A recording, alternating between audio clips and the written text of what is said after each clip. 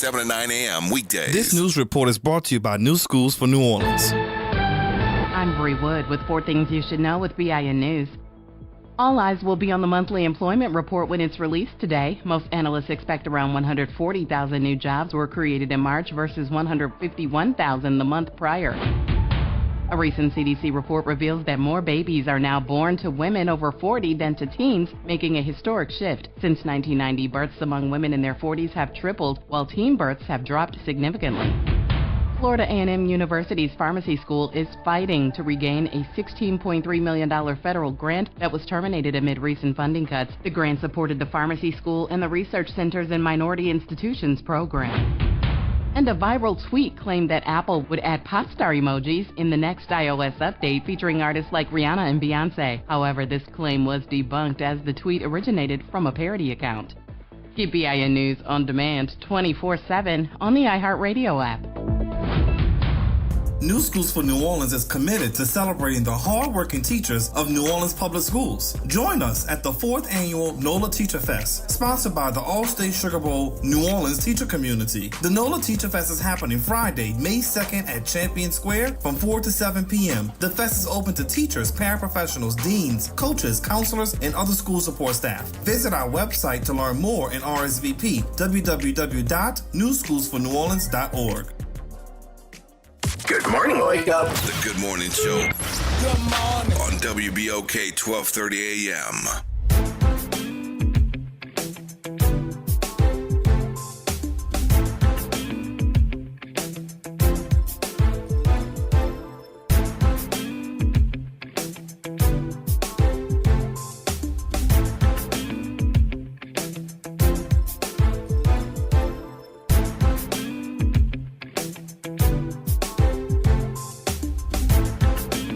Wake up, New Orleans. Happy Friday. Welcome to the Good Morning Show. I'm your host, Dr. Ashanta Wyatt. Shout out to my super producer, Naira Sanders. He's also up very early so that we can bring you all of the things. Listen, it's Friday, y'all. Happy Friday. I hope that you've had an amazing week. We're winding down the week here.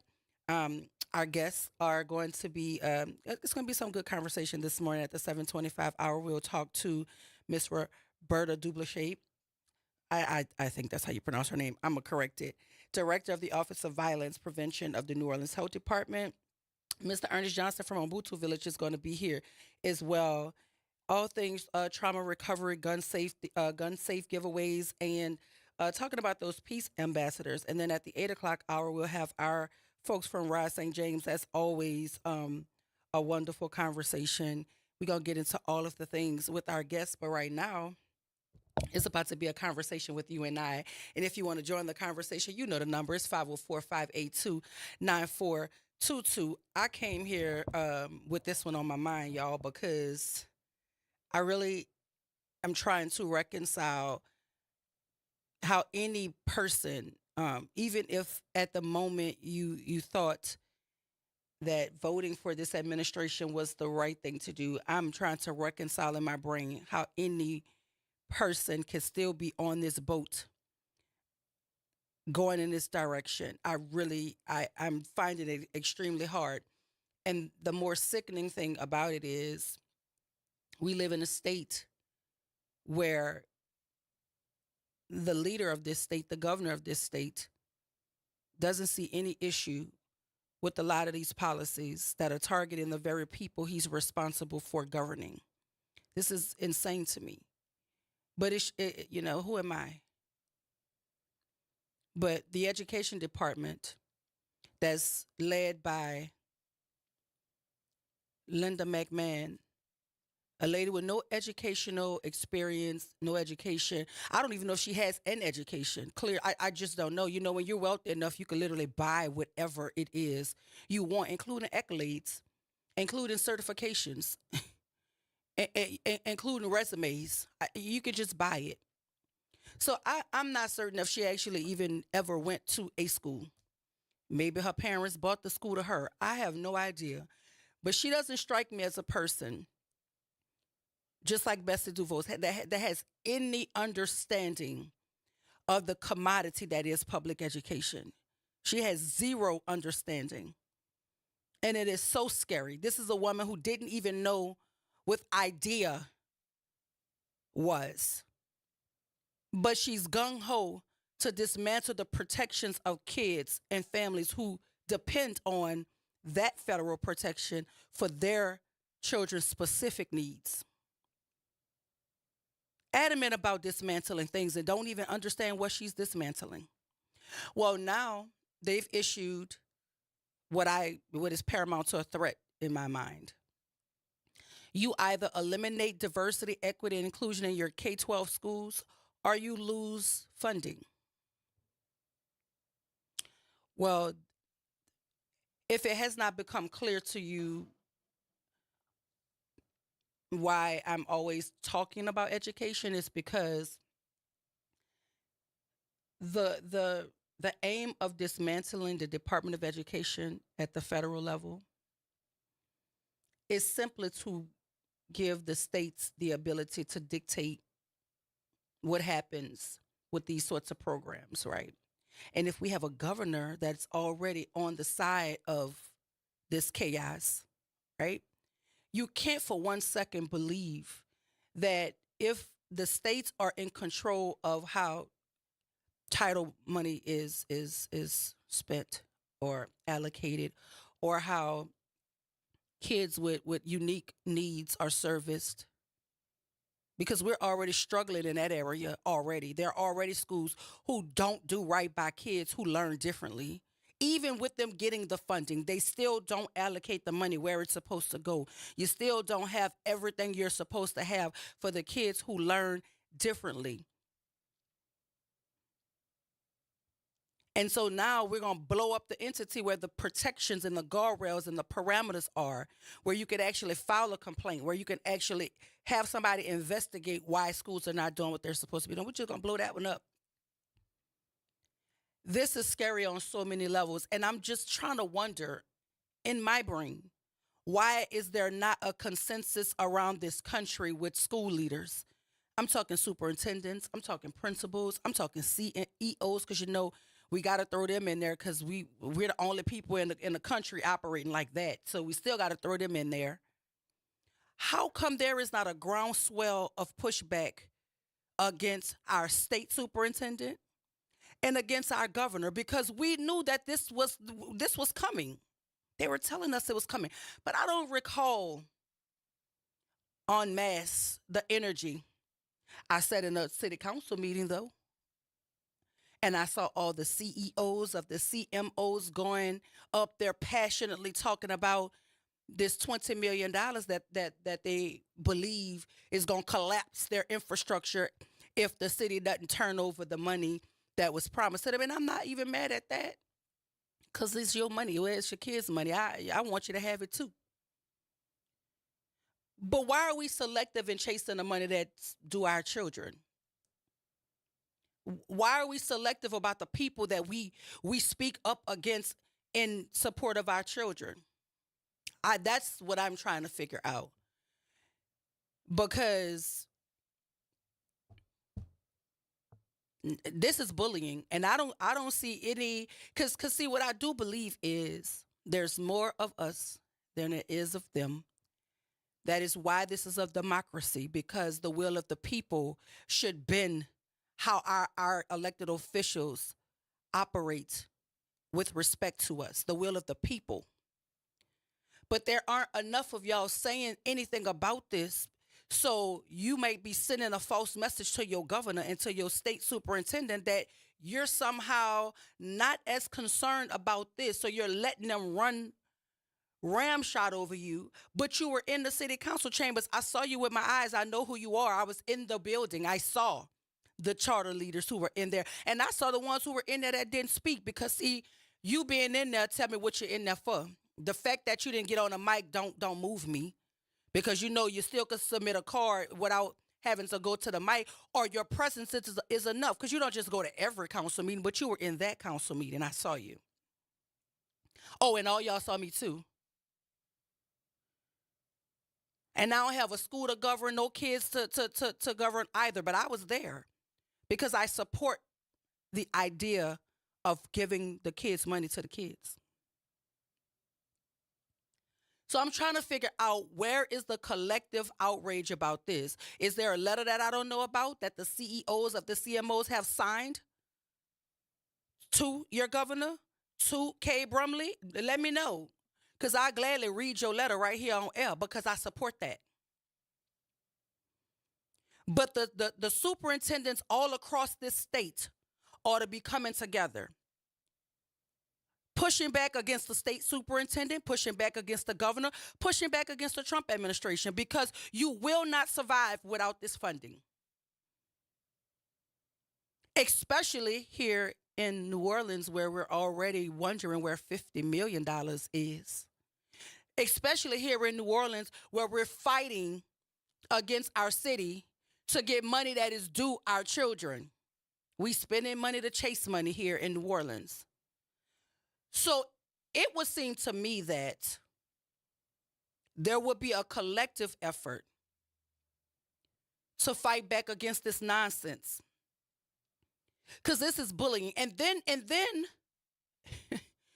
they say you got 10 days to respond. School and state officials are required to sign a certification letter attached to the memo and return it to the department within 10 days, proving that they are complying with the directive.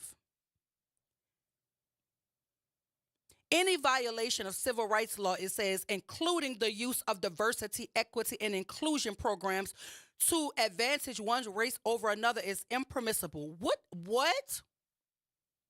The last time I checked, those very words, diversity, equity, and inclusion, didn't work to the advantage of any one specific race. Ask white women. I'm confused that we let them play in our face like this. I'm watching Tulane crumble at the threats. Columbia crumbling at the threats.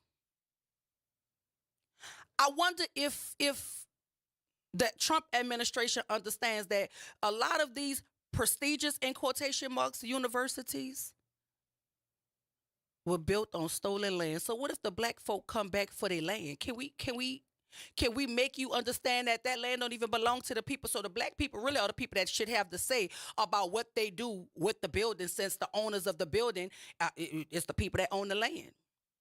But you won't give reparations to folk who created an insurrection in our country, but you don't want to talk about who really own the land that those schools actually sit on. Or you really don't want to tell the real story about the people that put the bricks together for this country. And you have the audacity to talk about diversity, equity, and inclusion working to the advantage of one race when you really want to say black people.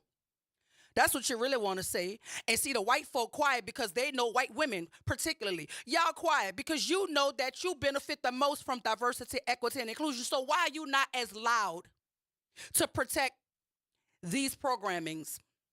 Oh, because you think your white husband gonna protect you. I'm sure. I'm sure. Until his white mistress have something to say, ask Jeff Bezos' girlfriend. Because she slid on in there. His wife is over there somewhere. You think you're protected till you're not. But I don't want anybody governing my children that don't have no spine, don't have no courage, don't have the courage to stand up against bad policy. They gave y'all 10 days to prove that you're complying with the directive. So what is the proof? Is there a rubric? Is there a checklist? Are you going to go down a checklist and say, we're going to put all of the black children to the back of the bus? Check. All the black children go to the back of the lunch line. Check. What is the checklist to show that you're complying with diversity, equity, and inclusion from being stripped in your schools? If it's a predominantly black school and they got white women roaming around in it, is that not diversity? Is it not equity? Is it not inclusion? So what we going to do? We going to fire them all and make the whole school black? What we going to do? I'm confused. Where is the checklist? What boxes are we checking? Make it make sense. I'm trying to understand here. What do you want us to do? Do you is the checklist also inclusive of of documentation and proof that you're some sort of citizen? Because we know y'all snatching people up off the streets. Is that a part of the checklist? Because surely this country can be diverse and equitable and inclusive of people who don't look like wealthy white men. So is that a part of or are my students supposed to be in jeopardy if they wear hijabs on their head? Like, what am I supposed to do as a school leader to comply with this letter? I'd be in a world of trouble right now if I was running a school, if I was somebody's superintendent, somebody's CEO of a CMO. I would be in so much trouble because I would be the one in the front of the pack trying to get everybody on one accord saying, we don't have to comply with this. It's not legal. He would literally have to take me to court. That's what he would have to do. Him and his governor and his state superintendent. Because you're not going to bully me. You're not going to circumvent the Constitution and think that I have to accept it. Nope. I will not. And I'm wondering if the K-12 schools have 10 days to comply with proving that they have stripped all diversity, equity, inclusion programming from their schools. I wonder what the criteria is to strip the colleges of their diversity, equity, and inclusion. I'm waiting. I'm talking about I'm waiting. What does that look like? Because the football team is also a program. The track team is also a program. The baseball team is a program. The basketball team is a program. So I just have questions that need answers.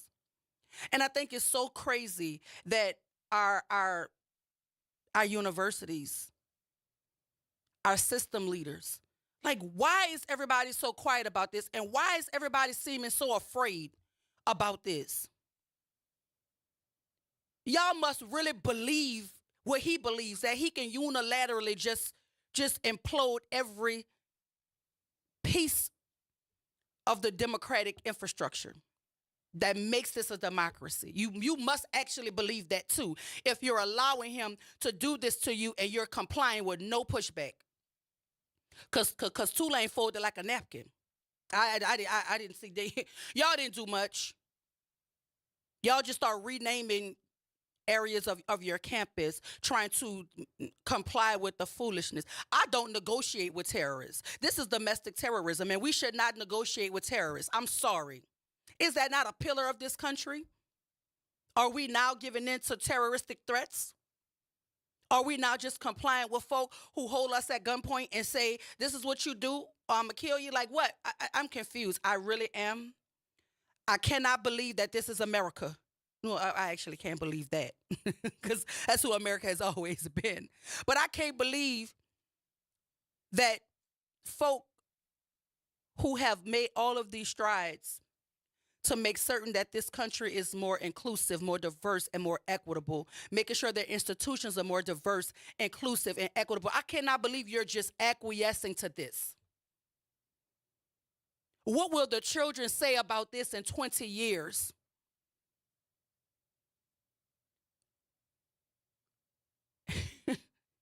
We have officially arrived in the part of the book that will make what we do now historical.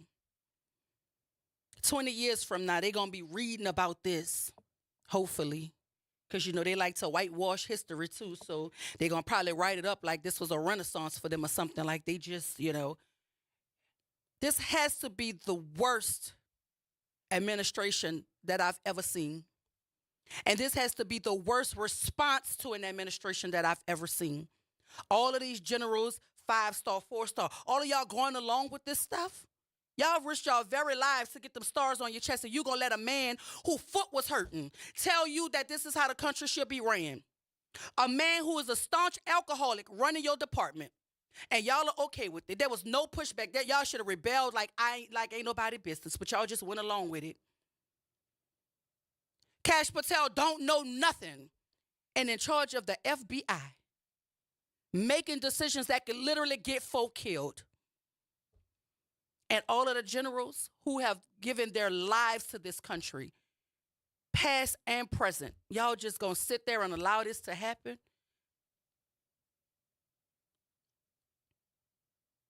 And I'm talking about a man that's running the country can't string together a real sentence. We are in trouble. Listen, I don't want to talk about it. I want y'all to help me talk about it, but we got to go to break. But y'all know the number. But when we come back, we're going to talk to our first guest, the director of the Office of Violence Prevention of New Orleans Health Department, talking about the programs they may lose because of federal funding. Ain't that something?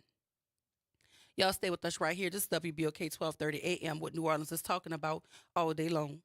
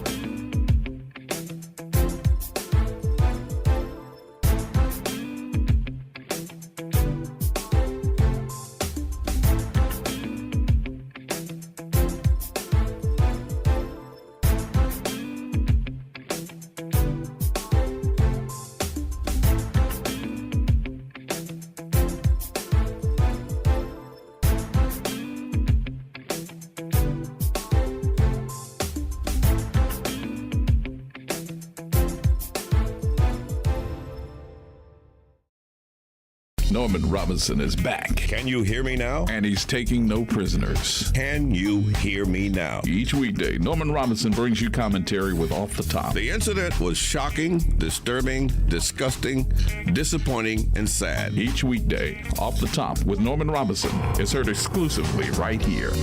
It's Off the Top with Norman Robinson on WBOK 1230 AM. Good Friday morning. I'm Daryl Forges with WDSU News, and here's your headlines. Tragedy in Lafourche Parish as crews have recovered the bodies of 2 people killed in a plane crash. The flight took off from Belle Chase and was heading to Houma before crashing in Raceland on Wednesday night. The wreckage was discovered Thursday morning. Lyle Payne-Pimento and Lauren Minke Miller were killed. Officials say it may take days before they can pull the plane out from the site, and this investigation will go into the weekend. Today, we expect to hear more from the courtroom in the court case against the man charged in a deadly dog attack.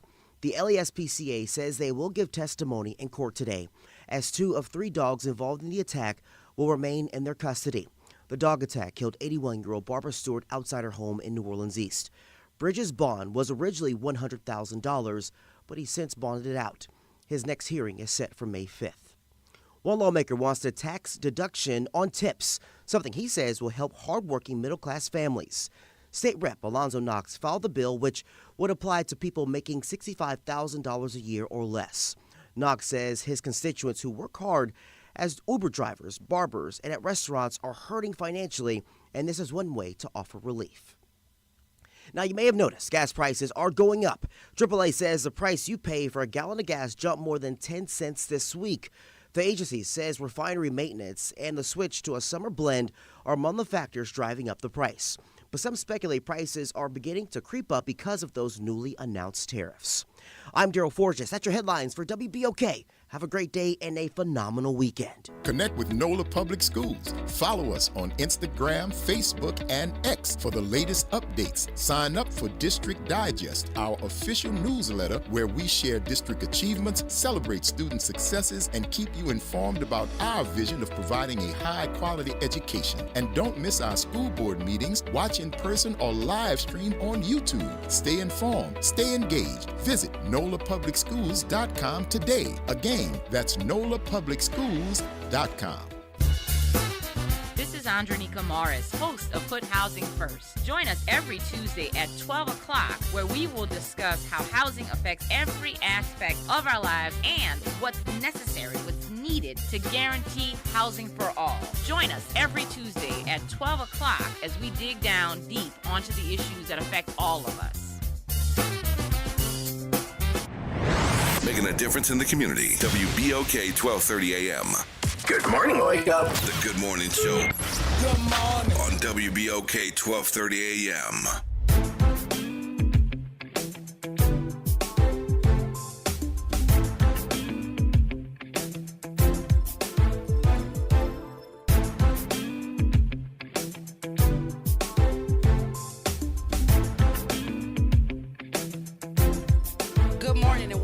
To the Good Morning Show. I am your host, Dr. Ashanta Wise. Shout out to my super producer, Nyron Sanders.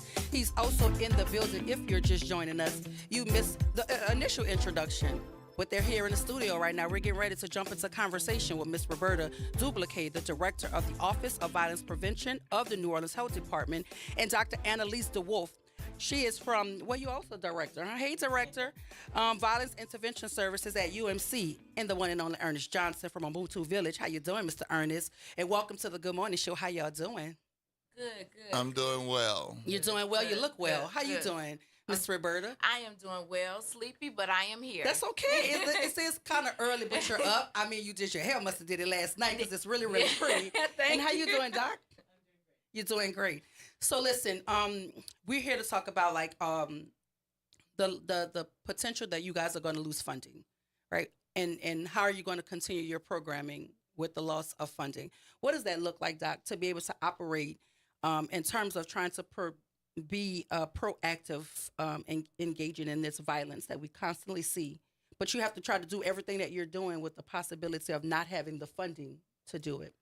Yeah, so the key to success in our work is the team and being able to pay them a living wage and to have them be able to dedicate themselves to the work. That means being able to show up present and not stressed about all of the other things in life.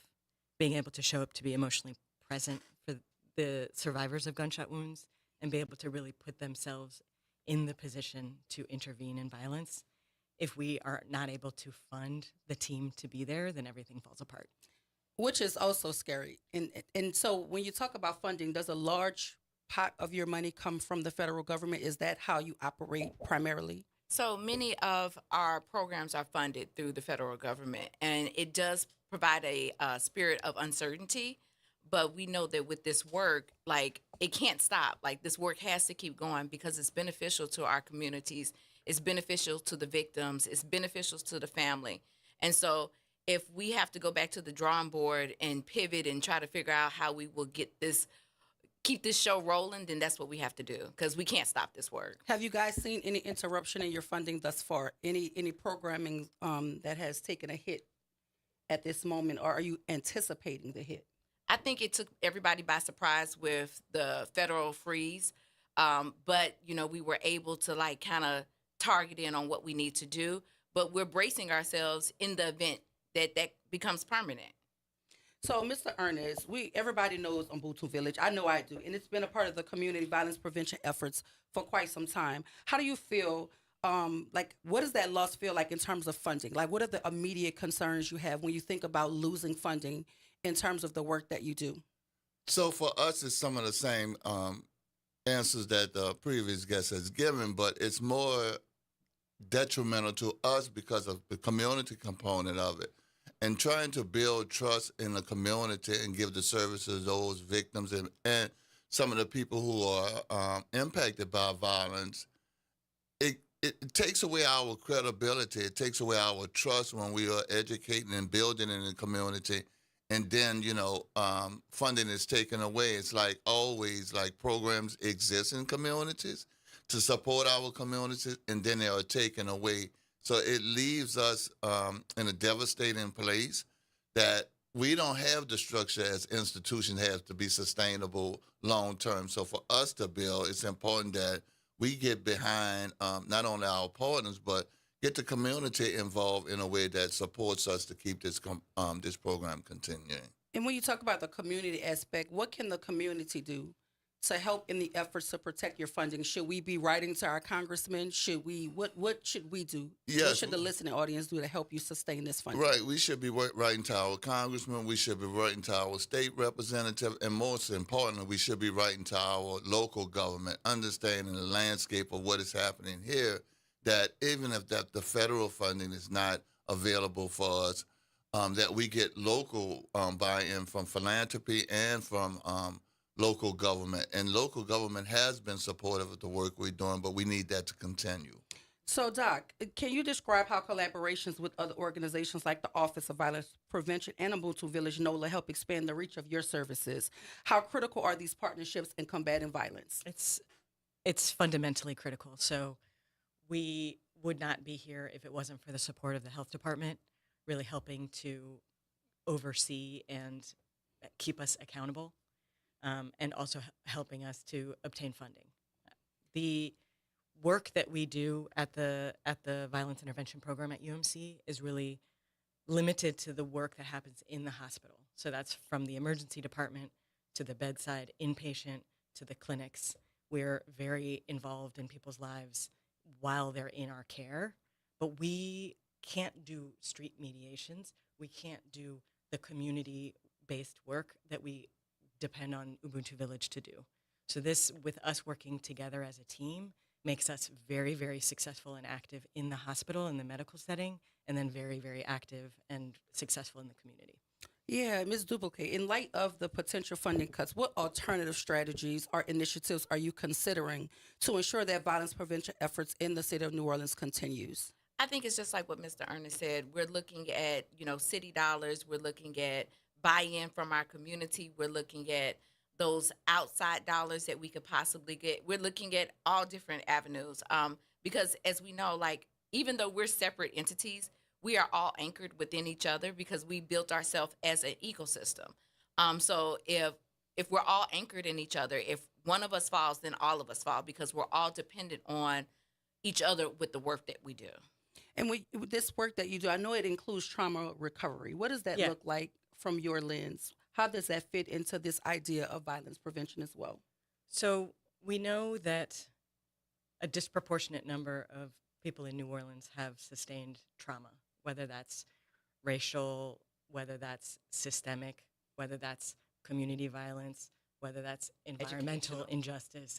All the systems have at some point failed many of the people that live in New Orleans and who are impacted by violence. We also know that trauma that goes untreated becomes multi-generational. So the Trauma Recovery Center and the Violence Intervention Program work very closely, hand in hand, so that all of the violence intervention programming is trauma-informed, so uses that lens to look at the situation and also to really promote healing from that trauma. So the Trauma Recovery Center, their staff start screening people inpatient, looking for trauma symptoms, substance use disorders, things that we can kind of intervene on to help people long term. And then they work with them in the clinics after discharge to continue to address that trauma.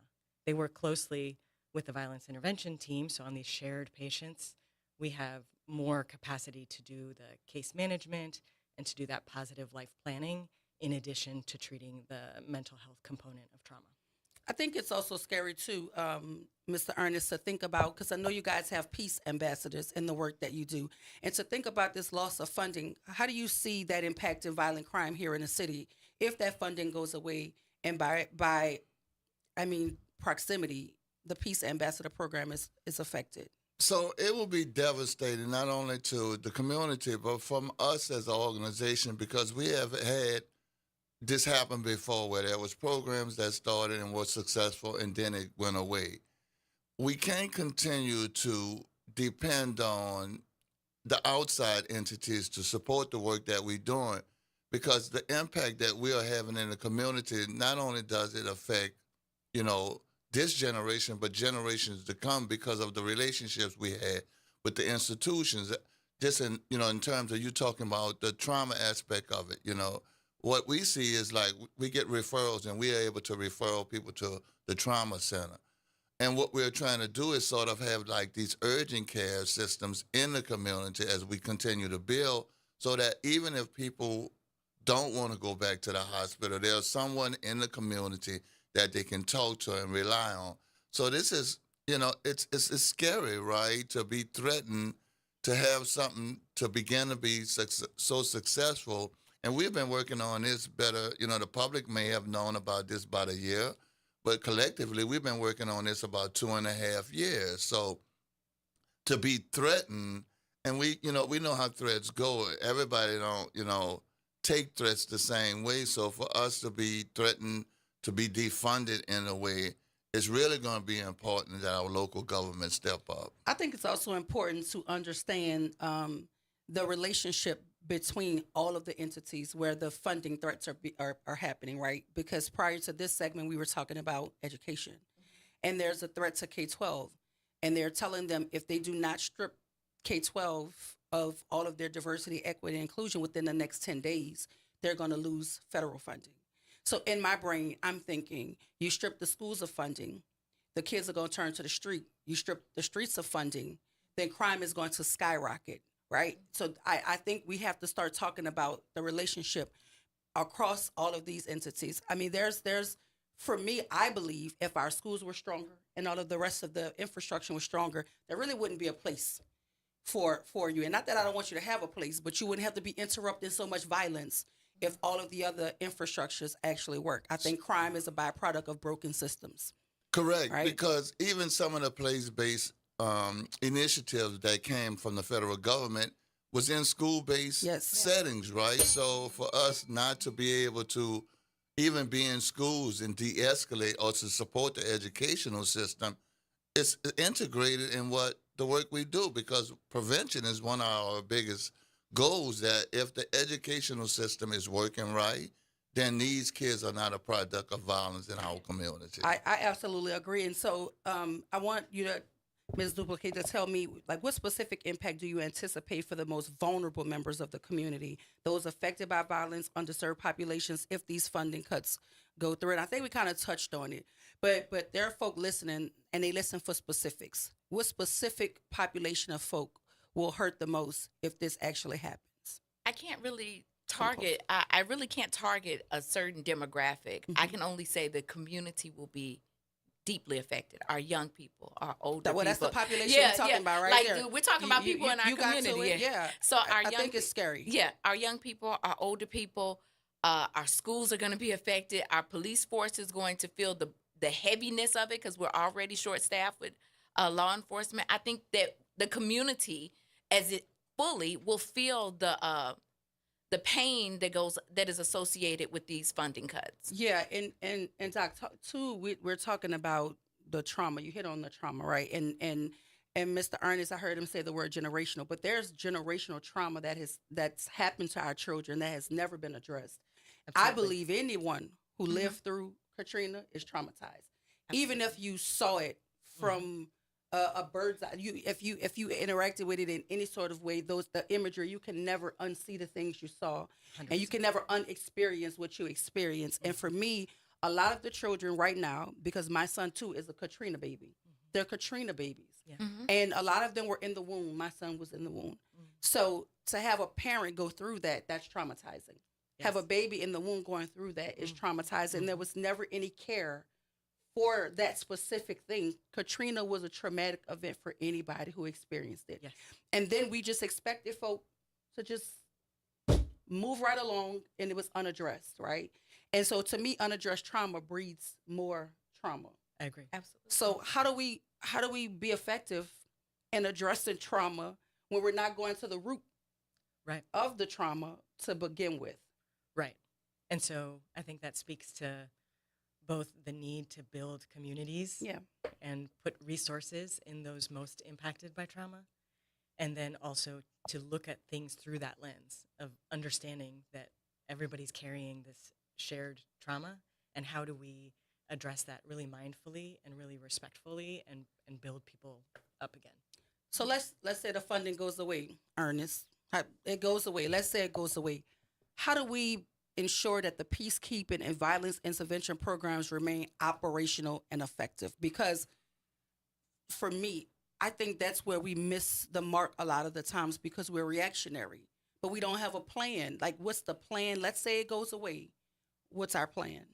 So my partners can tell you in every meeting I've indicated that, you know, let's not wait till it directly hit us, right? Let's start talking to local government. Let's talking to philanthropy. So we do have a plan in place that we are trying to strategize to continue this programming through local government and philanthropy.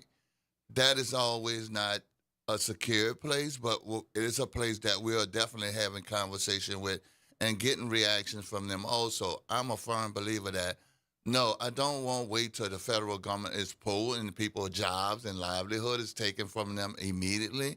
So strategically, we do have a plan in place. How do we execute it in a timely manner is kind of confusing because we can't jump off one poach and jump on the next poach immediately because of the funding stream. But we do have a plan in place. And what I will say is this is not one organization or one institution that is trying to dissolve the violence in our community. It's the responsibility of everyone in this city, right, to take on some type of role to ensure that, you know, that our community is safe. And that's what we say. At the end of the day, we keep us safe, right? You know, we can't rely on someone to, you know, to stop or know what they're going through. And particularly when we're talking from a trauma or mental health capacity or what an individual is going to do on any given day. So one, it's important that we learn the skills and the tools to de-escalate and to mediate among ourselves, ensure that funding is coming from inside and not outside in a way that is threatening our community. And I would hate for it to go away. I'm optimistic that our strategic plan is going to work, but it's a lot of uncertainty. So I heard you say philanthropy a few times. So is there, for the listening audience, is there a way to donate? If folk are listening and they want to help you in this initiative, where can they go to donate? Well, they can go to our website and donate at ubuntuvillageNOLA.org. I don't know if any of the entities can take any donation, but community, you know, organizations, we always at risk, right? Yeah. Regardless if it's federal government or local government. So it's important if the community can buy into this, and not only just with donation, but with volunteering their time, supporting the work that we do, amplifying this is when we're in front of city government and say how important this is to their community can be helpful to us. And so the same question, Doc, if the funding goes away, and I'll come to you too as well, Mr. Roberta, asking you about if that funding goes away, what does that look like in the lane that you're in at UMC? How does that affect the work that you're doing to directly impact the lives of those affected by gun violence or violence? Well, I'll say that already we're seeing some impacts of funding being decreased with the Tulane Violence Prevention Institute losing some of their federal funds. And so that's our data that we use, you know, our research partner. So we try to make all of our interventions evidence-based. But that's challenged if we stop getting that information. Yeah, and listen, I this is something that's important to me. I run a nonprofit organization. It's called Mother to Mother, right? And all it deals with is gun violence. I more often than not, I speak at more visuals and funerals than I do at graduations, right? That's just how it goes. And so when you think about trying to do the work that you're doing and the work that you guys are doing without funding, it's almost suffocating to think about how do you get out of something like this and still try to be impactful, because the work doesn't stop. The violence doesn't know you don't have the funding. It's going to continue. But how do we do that, Mr. Roberta? Like, what do we do if the funding goes away and your data points go away and there's no data to inform if what you're doing is working? There's no data to inform where you should focus.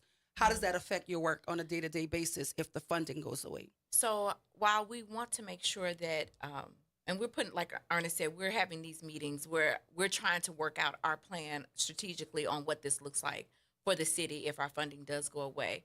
But we are putting things in place.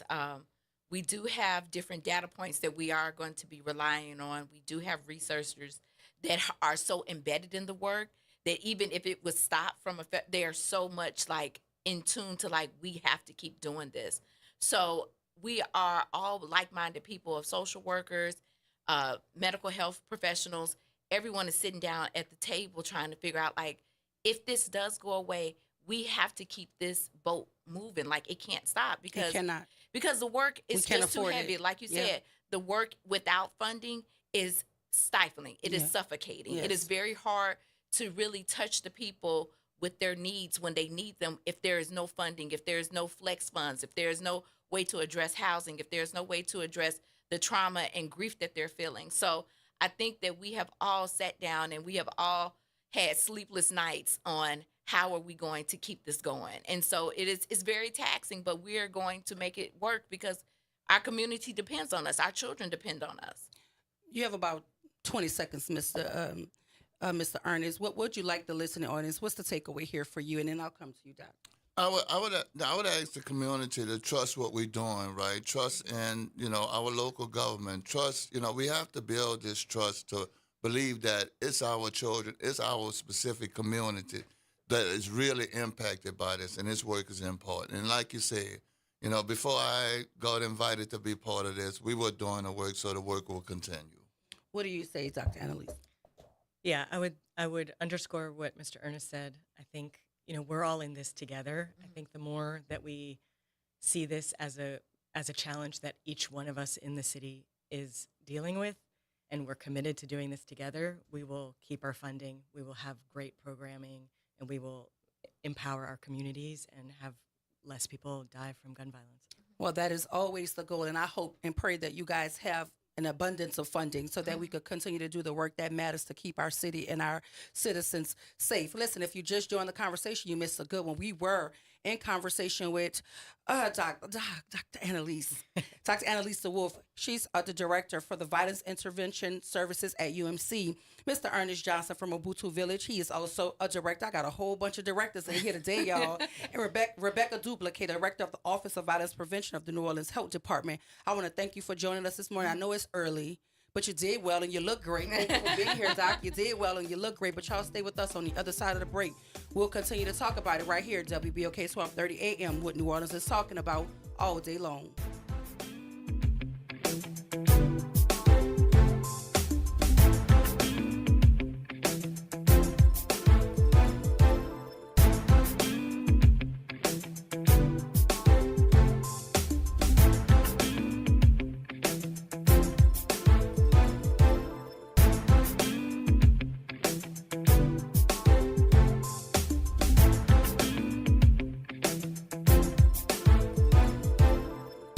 This is your news update for WBOK 1230 AM from WDSU. For all your news and weather, watch WDSU News, New Orleans' leader in live, local, late-breaking news. Today at noon and 4 p.m. Another mild, muggy, and breezy start, partly to mostly cloudy skies with highs in the low to mid-80s. Another mild night, lows in the 70s. Saturday sees more sunshine, highs in the mid to upper 80s. Early morning storms expected Sunday, leaving around noon. 60s and 70s for highs next week. From the WDSU First Warning Weather Center, I'm Raven Richard. I'm Kareem Abdul-Jabbar. I learned about atrial fibrillation the hard way. My symptoms would come and go. Shortness of breath, fatigue. I kept going. Then I got so lightheaded, I couldn't. My doctor said I have AFib, so I'm about 5 times more likely to have a stroke.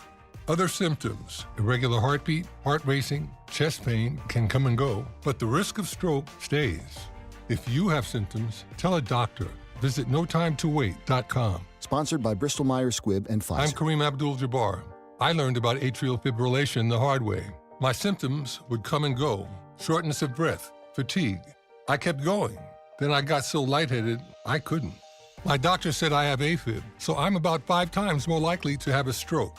Other symptoms, irregular heartbeat, heart racing, chest pain can come and go, but the risk of stroke stays. If you have symptoms, tell a doctor.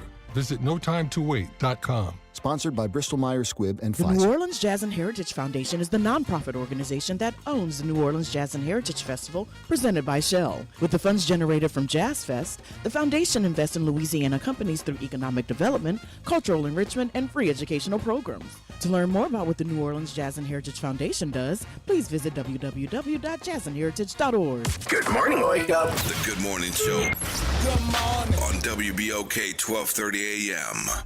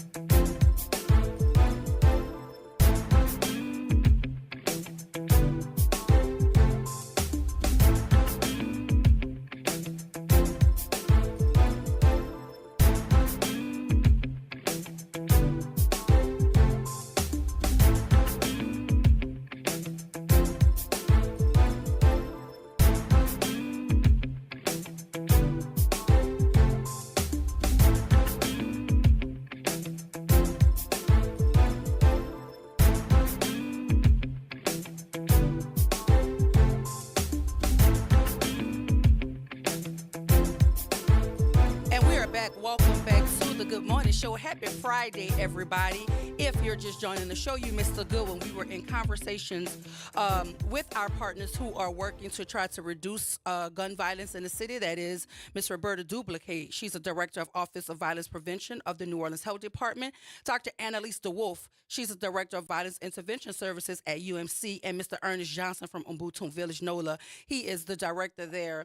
And they were talking about the possibility of losing funding and what that would look like and what measures they're putting in place to ensure that the work continues even if the funding does not. So let's hope that funding is protected because the work has to continue.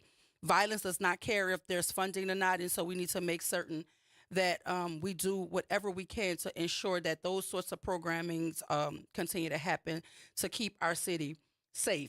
But prior to that conversation, we were talking about another issue of funding. And just as we spoke about in that conversation, the funding aspect is critical in terms of the outcomes that we want academically for our children. And we know right now, as we speak, the United States Education Department is threatening, because that's what it is. These are threats to our K-12 schools, telling them about the potential loss of funding if they do not comply with the way that the current administration of the White House interprets civil rights laws. And they're using, it's so appalling. They're using civil rights laws as a way to dismantle diversity, equity, and inclusion, stating that programs that advantage one race over another is impermissible. I don't know how this is even being allowed. I don't even understand how there's so many levels of protection and so many parameters in place to ensure that this is not a dictatorship. But it feels as though that this administration believes that Congress is of no consequence. The judicial branch is of no consequence to them. They believe clearly that the White House and that administration can unilaterally make a decision to collapse programming that has been put in place to ensure diversity, equity, and inclusion in every facet of government, every facet of the public sector. But now we have someone who does not believe that the rules or the Constitution or the laws or policy applies to his leadership. We are watching in real time the fabric of the Constitution being unraveled. We're watching it in real time. But the letters have been sent out. It says this is the latest in a series of letters the department has issued to state and local school leaders. One focused on student privacy, another abruptly ending COVID relief funding promised to schools, and another issuing guidance on how to use federal funds to support parent choice in public education. While Secretary of Education Linda McMahon has not clearly defined what the administration considers a violation of civil rights laws, the agency used a letter in February that notified educational institutions that they must cease using race, preferences, and stereotypes as a factor in their admissions, hiring, promotion, and scholarship. She don't even know what she's talking about. I bet you $1. Because clearly she don't know, because look, she has not clearly identified what the administration considers a violation of civil rights law. But they have to cease using race preferences. What do you mean? And stereotypes. We shouldn't have ever been using stereotypes to make any sort of decisions about admissions, hiring, or promotion. What is she even talking about? It's discriminatory to use stereotypes to factor into an admissions decision. So what is she talking about? I don't think she knows. I don't think these folk know what they're doing.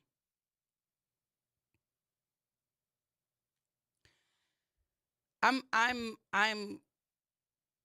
very much confused here. It says in a related document addressing frequently asked questions about the administration, how the administration would interpret Title VI of the Civil Rights Act of 1964, the agency said, many schools have advanced discriminatory policies and practices under the banner of diversity, equity, and inclusion initiatives. That's false. The document went on to say that schools could engage in historical observations like Black History Month so long as they do not engage in racial exclusion or discrimination. Who's excluding anybody? Do you even know, lady, Secretary of Education, why we have to celebrate Black history? Because we were excluded. Do you even know why there's historically Black colleges and universities? Because we were excluded. Does she even know? I feel like I'm watching Dumber and Dumber, the 2025 version. Does she even understand? Nobody would have to celebrate Hispanic History Month if they weren't excluded. Nobody would be screaming Black Lives Matter if the world actually, if they value Black existence. Does she know? What you say, James? Good morning. Welcome to the Good Morning Show. Hey, so just a little quick Google search. You know, I can vaguely remember this. I think it was around the time of Katrina or a little bit before that. I think DEI became a thing because it was an initiative to push hiring more veterans. Yes. They wanted to, like people who were amputees after the war, you know, they wanted to make sure that they were able to, look, these guys may have lost a limb for the country, but they can still work. Their mind and body still works at a rate that's never been seen before. It is wrong to exclude them. So DEI is not, or maybe it is a caveat of, what's the other term where they had to, what's the term that was, I'm having a brain fart right now, Doc White. Man, the term where it was like, okay, you got to have air quotes here, a quota for so many Black people on a job. What was that called? I don't know, but I'm following you, though. Go ahead. Yeah, so I think that they are hung up on the fact that was in place, and it was replaced with DEI, and they don't even realize that because of DEI, not only did veterans get cherry-picked or hand selected, but DEI let in, like, white women. Unfortunately, that's just how it works. More white women on welfare, more white women, more single white females and children on welfare, more single white women reap the benefits of these programs like, you can lease your house and then lease to buy through Hano. People take advantage of the things that you are aware of, and clearly they are not aware of the reasoning behind some of these initiatives. It's to protect single white women. Yeah. I mean, it's again. You preaching to the choir when you're talking to this little black radio station. I know. And its audience. I know, but let me tell you Hopefully, something, James. people in You'll be Baton Rouge- surprised the folk that are tuning in that don't want you to know that they listening. Oh, so they listening. So please understand when hopefully- that's I'm what I was about to aiming. say. Hopefully them people, them folk in Baton Rouge, hear us screaming into the wind tunnel. I but, know. It's not going to change a thing because they're cowards. They're Yeah. cowards. They are afraid of losing. Morality means nothing to a soulless individual. Yeah. Morality means nothing to an individual that has no soul, who can be bought, That's a word who right can there, be James. turned on a dime. On a dime, they can change every aspect of. Man, I just found out that J.D. Vance has a mental disability, and there's some sort of disability dealing with his sexual identity. Oh, look. He has I'm changed his being names forced about to go to 40 break, times. James, but you done started something. I'm about to go look into that because I continue that on the These other people- side of the these people- break. These people retarded. All right. Thank you, James. I appreciate you. Look, I got to go to break around here to pay a couple bills. But look, when we come back, we're going to continue to talk about it. We're going to get into some things. Stay with us right here, WBOK 1230 AM, what New Orleans is talking about all day long.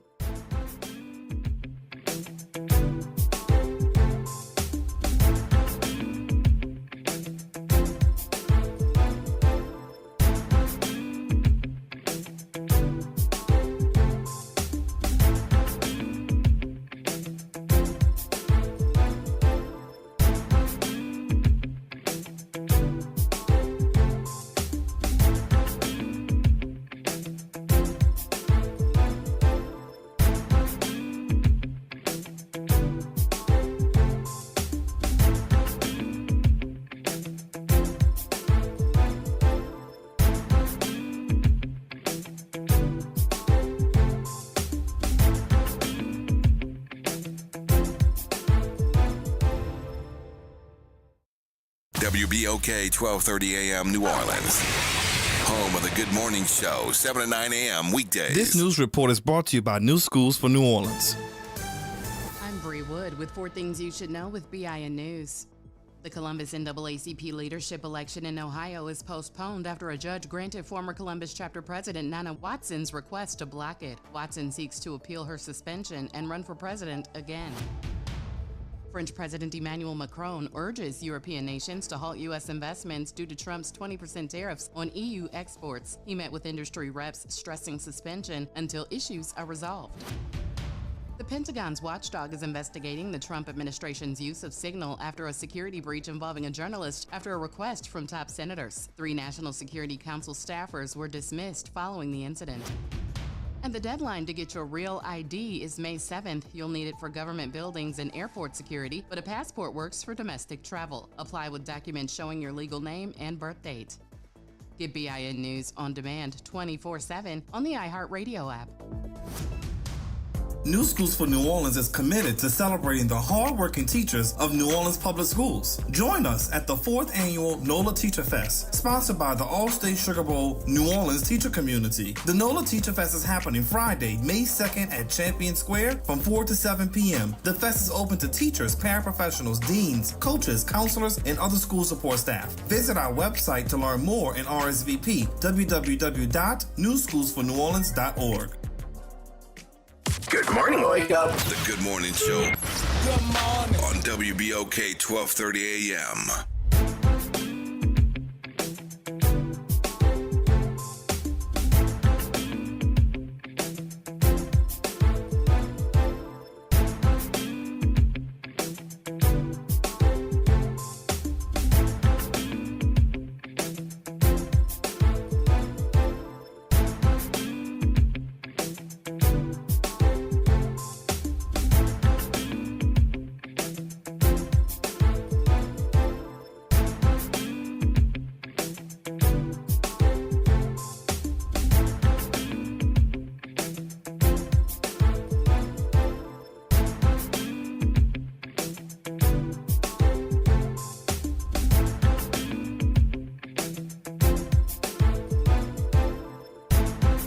Friday, and welcome back to the Good Morning Show. I am your host, Dr. Ashanta Wyatt. My super producer, Naira Sanders, is also in the building. If you're just joining us, y'all, shout out to James. He called in. I just told Naira, and I said, next time we get James on the phone, we need to make sure we have enough time to talk to him, because James always puts it down the way that we can understand it. So shout out to James and all of you who are listening, engaging in the chat.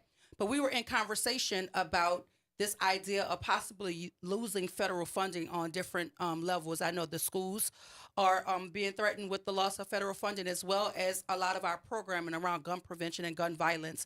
They're also struggling in terms of the possibility of losing funding. So let's just hope that we can make certain that if the funding is lost, that our children do not feel the brunt or the loss of that funding. And so right now, some of my favorite folk to talk to, Rise St. James is in the building this morning. Good morning, y'all. How y'all doing?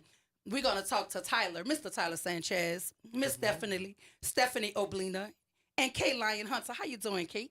Hey, we are here and glad to be on. We missing our other counterparts, so you want to shout them out and let them know we're thinking about them? Oh, absolutely. We are not here today with Miss Sharon Levine of Rise St. James or Mr. Robert Taylor of Concerned Citizens of St. John, but they'll be back with us next time. Absolutely. And if you are new to this, because we true to this, Rise St. James is doing some wonderful work in terms of making certain that justice environmentally is a reality of folk who are living down there in that parish. So thank you for the work that you're doing. And I know you have a chemical of the month this month, huh? What's our chemical? Ooh, chemical of the month this month is phthalates, plastic softeners.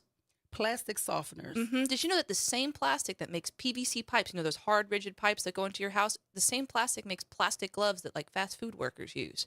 But phthalates over it gets that stiff, hard plastic to the soft, flexible one. And of course, it wouldn't be a chemical of the month if it wasn't something dangerous. So those phthalates can migrate from the skin or into the food that gets touched. So I'm working this month to try to get rid of these vinyl gloves in fast food service. No one needs to be touching these. Now she just upset me because that made me what? Like that, I'm thinking about all of the things we don't think about, right? That are affecting our everyday way of living, our everyday health. And so it's always good to hear from you, but now I'm nervous. Now you'll have me staring at all of the fast food workers with the gloves on, wondering if the chemicals are transferring to my food. As part of our Plastic Free Friday campaign, we have language you can use to bring to your favorite restaurant to say, hey, I really love supporting you. I know these things are more expensive to buy, the safer gloves, but it's so important for food safety and for the safety of your workers. Listen, so Tyler, how you doing? I'm good. How are you? I heard that you're a college student? Law school student. Law school. Let me correct myself, Mr. Law School student. Where do you attend school? I attend Loyola University New Orleans College of Law, and I'm a 3L this year. Good. Congratulations. We're almost there, huh? May 10th. Count down the days. Congratulations. And so where do you fit in with the work of Rise St. James in terms of historic preservation? Yeah, for sure. So this semester, through Professor Marianne Caffone's Environmental Law and Policy class, Stephanie and I, who's also on air with us today, we're able to, select to work with Rise St. James. And really, at the very beginning, it was just kind of a pitch, Rise is always doing this amazing work. And we saw that they were doing this historic preservation work around ensuring that graves of the formerly enslaved are getting the recognition and the justice that they deserve. So in that, we've been able to, do research on how to gain historic preservation through markers or designations, community organizing, as well as other various support sort of work. So listen, I don't, Rise St. James is, when I say I love being in conversation with them. How did you decide, or was it your decision to be able to do this work with Rise St. James, or were you able to select an organization or a group that was doing the kind of work that you were trying to study? How did that come about? Yeah, so for me, I'm from Violet, Louisiana. So I've always known about Rise St. James and all of the good work that they wanted to do and do in their community. So when I saw that they were an option, they were my top choice. I was like, these are the people I want to work with. This is the work that I want to do because it's good work and it's impactful work. It absolutely is. And Stephanie, how are you? Same question. You're also a student at Loyola? Yes. What year are you in? Well, so I'm actually doing my master's in environmental law. So I'll walk this May, and then I'm doing my JD next. Well, congratulations all the same. And so how did you get into the work with Rise St. James and historic preservation? I actually started working with RISE and specifically the Historic Preservation Project back in August. So the fall semester, I also was starting with the planning and more of the research of historic preservation so that we could move forward with these steps now in the spring. And so that was a lot of reading through the books and the legal aspect of everything. And then this semester, we're like able to implement it and really advocate with RISE, which has been a really enlightening experience. Like I've learned so much. But I've always known of RISE, just like through my classes and trying to volunteer and get involved, living in Louisiana. And while Cancer Alley has kind of always been referred to as a case study, like in my environmental classes, I also had the pleasure of meeting and hearing Miss Sharon speak. I think it was back in 2021. It was a long time ago. Isn't it something? Oh, yes. I was a freshman in college, and that was the first time I heard her speak. And then it felt so real. Just like hearing the passion with Miss Sharon, it was like, I've got to do something with them at some point, and I hope I get the opportunity to. And here you are. I know. Isn't that exciting? It's so good when a plan comes together, right? Mhm. So let's talk about the challenges with historical preservation. What are some of the biggest challenges you've encountered in preserving the history of the enslaved and ensuring their stories are told and remembered accurately? Right. So since we're on here with law students, I'll start with some of the law about that. So in Louisiana, we have some laws that give people access to cemeteries where their ancestors are buried. People have the right to worship, to access, to be there. But there's not really the same obligation for a landowner to protect that. If you have an enslaved graveyard on your land, like these petrochemical companies that are buying up the former plantations, you're not required to keep it in the same condition it is. You're not required to, enshrine it and make sure that history is preserved.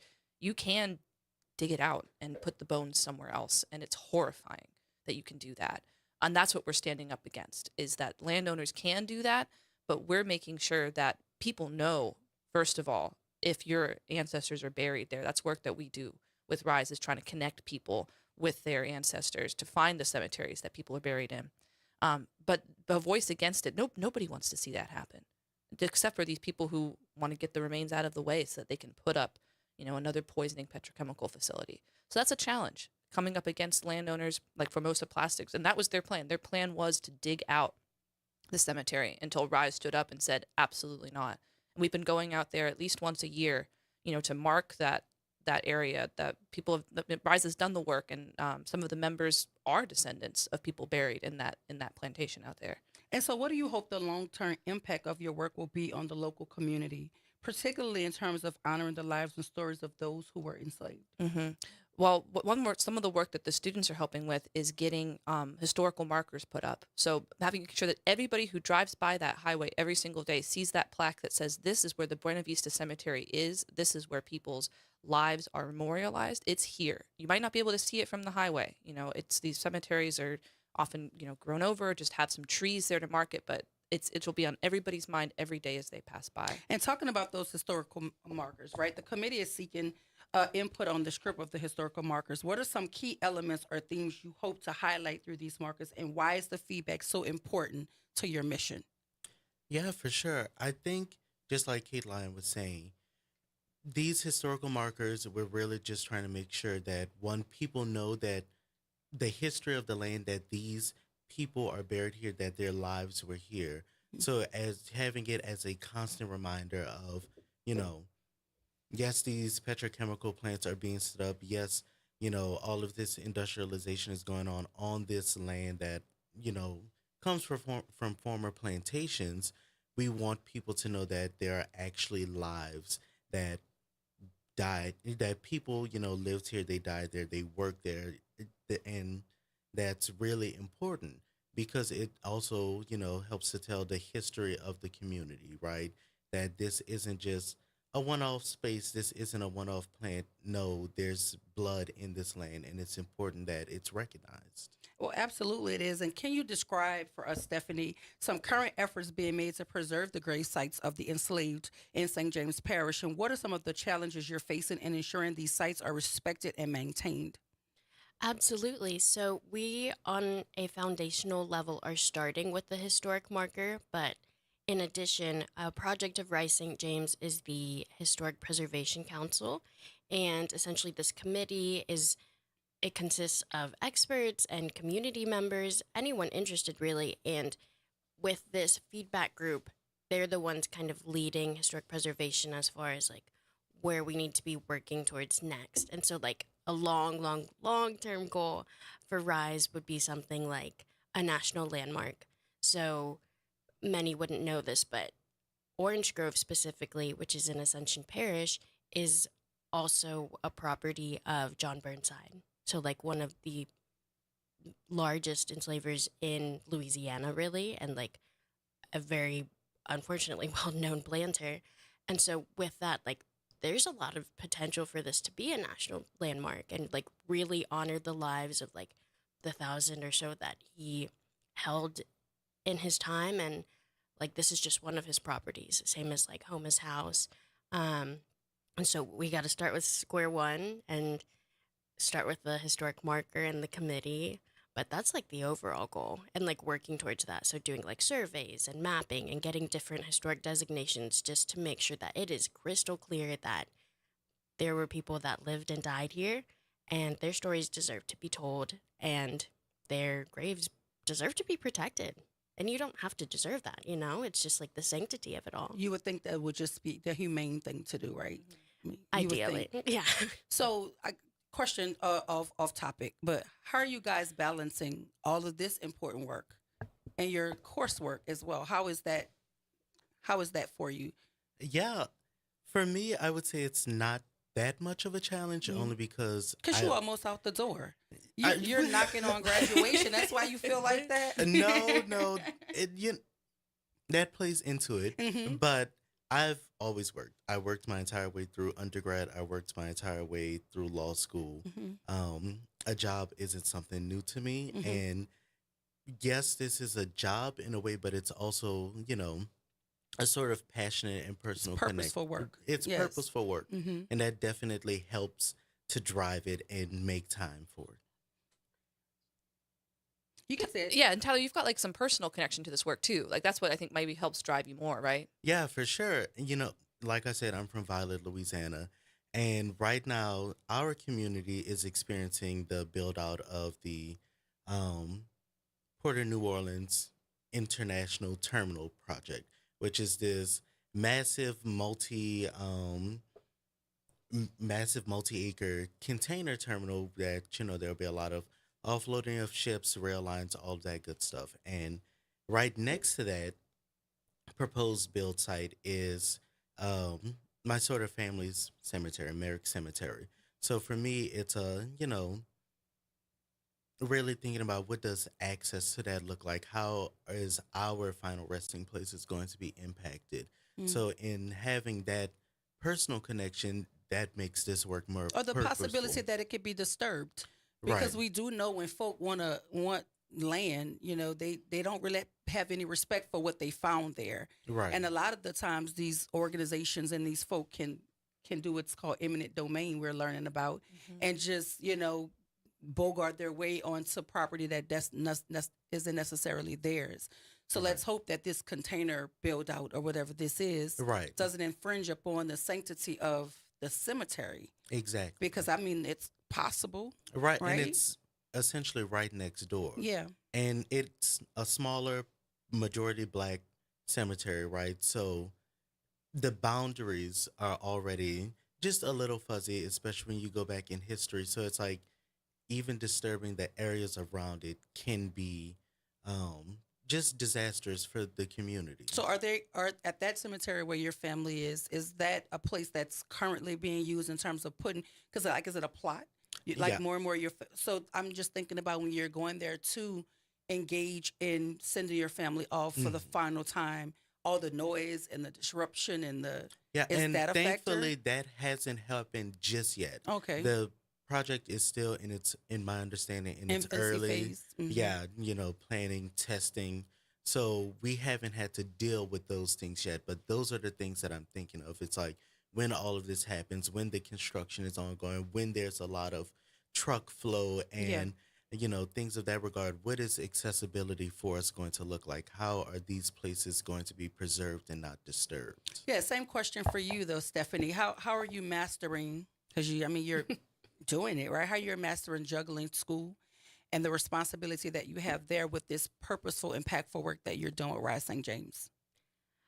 Similarly to Tyler, I have also worked forever and ever, well, since I was 16. But, and with having the skills of time management, it was never an option to not have some sort of passion project. Because, I totally, based on how credits worked, I could have opted out of taking such an experiential class where you just read books all day long. But that isn't what I want to do with my career. What I'm especially passionate about is policy advocacy and working with community members and grassroots orgs to ensure that the mission's being met, and with that, it was just never a trade-off for me, and knowing that my workload might be a little heavier and I'm going to have some longer days, I know it's totally worth it. And at the end of the day, someone has to do it. I've had so many conversations with professors and peers along with me, what the heck are we going to do with things happening with the government and the administration, federal, state, all of it. And it's we have to commit to this work, and the only way that it's going to get better is that we stay in it. And so I think that has been a huge motivator for me too. Listen, we have to go to break because we have to pay some bills. But when we come back, we're going to jump right back into conversation with our friends from Rise St. James. We're talking to Mr. Tyler Sanchez, Miss Stephanie Oblina, and Kate. Hey, Kate. Hey. And we miss our other good friends, but we're holding the conversation down right here on WBOK 1230 AM, what New Orleans is talking about all day long.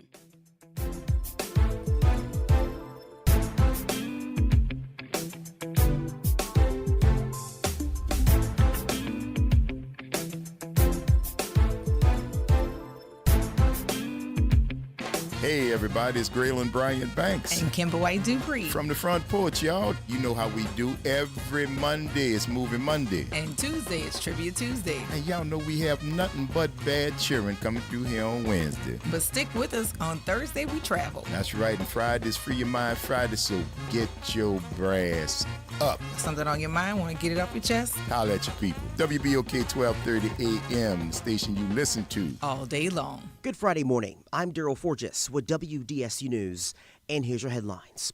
Tragedy in Lafourche Parish as crews have recovered the bodies of 2 people killed in a plane crash. The flight took off from Belle Chase and was heading to Houma before crashing in Raceland on Wednesday night. The wreckage was discovered Thursday morning. Lyle Payne Pimento and Lauren Minke Miller were killed. Officials say it may take days before they can pull the plane out from the site, and this investigation will go into the weekend. Today, we expect to hear more from the courtroom in the court case against the man charged in a deadly dog attack. The LASPCA says they will give testimony in court today, as 2 of 3 dogs involved in the attack will remain in their custody. The dog attack killed 81-year-old Barbara Stewart outside her home in New Orleans East. Bridges' bond was originally $100,000, but he's since bonded it out. His next hearing is set for May 5th. One lawmaker wants a tax deduction on tips, something he says will help hardworking middle-class families. State Rep Alonzo Knox filed the bill, which would apply to people making $65,000 a year or less. Knox says his constituents who work hard as Uber drivers, barbers, and at restaurants are hurting financially, and this is one way to offer relief. Now, you may have noticed gas prices are going up. AAA says the price you pay for a gallon of gas jumped more than 10 cents this week.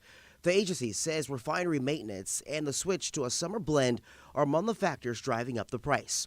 But some speculate prices are beginning to creep up because of those newly announced tariffs. I'm Daryl Forges. That's your headlines for WBOK. Have a great day and a phenomenal weekend. NOLA Public Schools is excited for the rest of this 24-25 school year journey with our families, watching our students dive into learning, growth, and success. As the school year continues, our dedicated educators are focused on keeping every student engaged and motivated. Let's keep embracing new challenges, celebrating achievements, and supporting each other to make the rest of this year even more impactful. Stay connected with your school and NOLA PS through our social media channels for updates and resources. We're here to help our scholars attend today, achieve tomorrow. the National World War II Museum. Located in the Warehouse District of New Orleans, the National World War II Museum tells the story of America's experience in the war that changed the world, why it was fought, how it was won, and what it means today. Visit them online at www.nationalww2museum.org for time tickets and safety information. Do you know what United Way can do for you and your community? Find out by listening to United Way and You every Thursday at noon on WBOK 1230. United Way continues to fight for the most vulnerable members of the community. Find out how this Thursday and every Thursday at noon. Hello, I'm Gary Clark. Please tune in to Dr. Clark 101, The Living Classroom, which is broadcasted weekly every Wednesday at 12:30 p.m. on WBOK 1230 a.m. on your dial. And as always, it's been a pleasure. Making a difference in the community. WBOK 1230 a.m. Good morning, Wake Up. The Good Morning Show. Good morning. On WBOK 1230 a.m.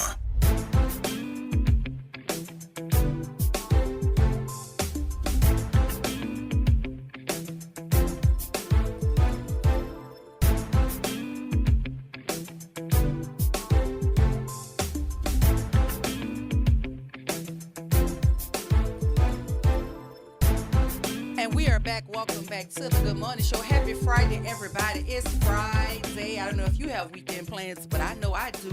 I'm going to get on my couch and watch some TV, but y'all knew that already. Welcome back to the Good Morning Show. I'm your host, Dr. Ashanta Wyatt.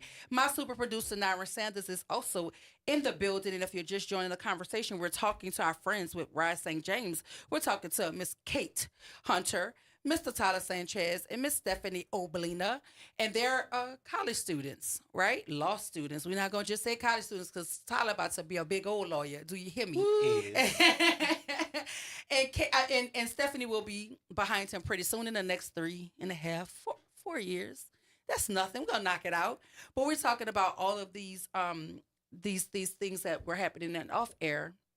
You and I were talking about the idea of DENCA, right? And this environmental injustice that's happening, and they're trying to drop the lawsuit against them and those things. And that's most of the time what we come here and we talk about environmental injustice. But right now we're talking about historical preservation. And talk to us, give the listening audience, those who may just be joining us, why is it important to preserve history with these historical markers in terms of preservation? Definitely. So, I mean, it's so tied into that work. I mean, the plantation to petrochemical pipeline. These are properties that are being, that were agricultural, that have been sugarcane, that have been free Black communities living next to them for generations, and then they get sold off to be petrochemicals, and then start polluting these communities, these places. So, trying to preserve the grave sites of the enslaved on here, trying to preserve the quality of life for these communities that were there first before these petrochemicals tried to come in.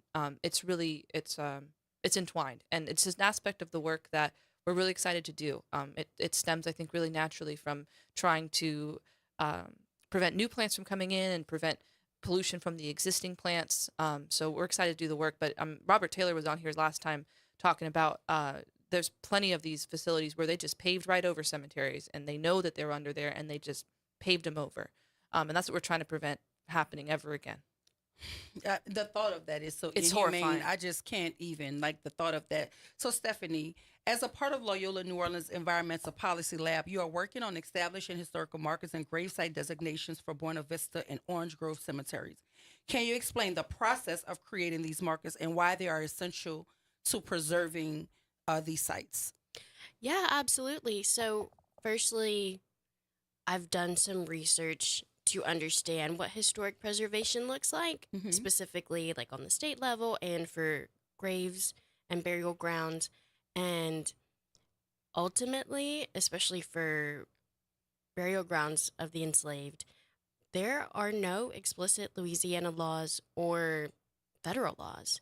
And so that's why we're going the historic preservation route, is because just sitting alone where they're currently at and the state that they're in, there's nothing explicitly protecting them. Of course, they fall under general burial ground protections, but that's not the same thing, And so with that, we had the intentions of starting with the historical marker. And so you'll see them, like, I think there's one by the Chick-fil-A that we're not far from. I pass it on my way to work, but we want one of those on the highway. And essentially the script will tell the story of what exactly happened in Orange Grove, what happened in Buena Vista, who's buried there, and whose lives were there before they were buried there. And so what we've been working on right now is kind of reading through all of the texts, whether it's like primary sources and secondary and reports and books and even newspapers. And so really building the story that reflects the community of Orange Grove, the community of Buena Vista, and trying to have that reflect into the marker. And so, we have to write it. We have to send in a nomination to the Louisiana Office of Tourism. And that's due this May, so hopefully in about 6 months or so, we'll at least know what the stance is. And, it's a pretty long process between, LSU History Department and different offices from the state, just to ensure that it is accurate as far as the marker goes and, the placement is okay. And so it would probably be in a year or so before it would actually be erected and, on site. But, fingers crossed that we can get it there, Absolutely. So, Tyler, what do you hope to accomplish through the historic marker designation and gravesite preservation efforts in St. James and Ascension parishes? What do you see as the long-term impact of these efforts in the community? Yeah, I think the longest term impact that we hope for is connecting, or rather strengthening, the connection that these communities have to the land that they live on, that they're the generations of their families that have lived there. I think, for me, that's the biggest end goal. That's the feel-good end goal. Because, yes, the markers are outward-facing, and it helps to remind the community and non-community members the history of the land. But for the most part, the community members, they know the history. That's why we're relying on them and wanting them to become a part of the Historic Preservation Committee, so that, through the genealogical work and stuff of that regard, yes, we're establishing a direct connection to them in this specific site. But overall, we understand that there's knowledge in community, there's power in community. So we want to just strengthen those community connections so that it acts as, just a holistic sort of communal space that people can go to, that they can appreciate that their history is being told. And that history you're talking about, that they know the history, sometimes they know more than we see documented in books. For sure. And if we don't get that information from them and preserve it and put it somewhere, then that history could potentially die with them. A lot of the times we have stories that we have Big Duck here in New Orleans. Big Duck, he is walking history. And a lot of the things that he has in his mind that he's witnessed, that he's been a part of, we don't necessarily see documented in books. Right. And we see the whitewashing of history. So just to be able to get them to take part in something like this and to document those pieces of history that lives inside of them, it's also important. It's so important. And I think especially for marginalized and minority communities, so much of the history that we rely on is passed down by word of mouth. It's all so oral. Even thinking in my own family. So this is definitely, just a part of making sure that the history is stated in the record and people can't continue to whitewash it or pave it over. Oh, absolutely. And so, Kate, Louisiana law doesn't currently offer strong protections for historic Black grave sites. Mm-hmm. How does this gap in legal protection hinder your efforts, and what changes would you like to see in the state law to better preserve these sacred sites? Oh, ask a lawyer what they want to change in the law. Come on now. How much time we got today? Real quick, though, I just want to shout out that, that work that you're talking about there, Tyler, about getting people involved in this. If people listening think like, hey, I've got family roots in St. James Parish, I'd like to get into that work. Check out risestjames.org/historic-committee. Or just Google it, Rise St. James Historic Committee. We want people, there's ways on that website to get involved, to get your contact there, and we'll be in touch about how you can join the Historic Committee or how we can help you with that. But as far as changing the laws around historic Black cemeteries, one thing that I'd like to see changed is the way that these cemeteries of the enslaved were built is that they were not built with headstones. They were not built with markers there. They were planted with beautiful trees. That still exists to this day. That's a way that we actually can do the work to try to find where these cemeteries might be, is to look at where is there a tree where there ought not to be a tree out in the middle of a sugarcane field. But often when people are looking at a historic cemetery, the way that it's been going on, in the state process of it, is they want to see headstones, they want to see markers, they want to see physical things here.